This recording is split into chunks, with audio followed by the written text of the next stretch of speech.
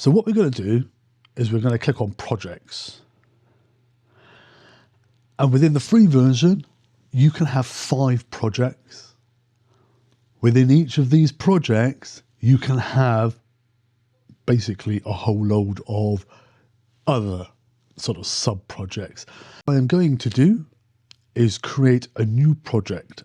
So this is where you want to start. Create project with a little plus sign. Click on the plus sign and then label your new project. So we're going to call this field test. We'll just put in there test. What you can do is select a POI, and what I'm going to do is just click a point on the map for the time being. So I'm going to click this field here, just in the top of the screen. So that's our start position. That's where we've told the program that we're going to start from. You can always change it. And you've got various other fields that you can change here, whether you want to enable weather-related flight. And this is particularly for the dock.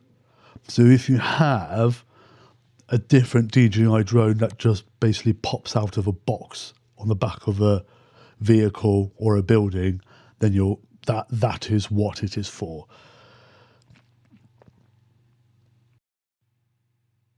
You've got yourself there as a member.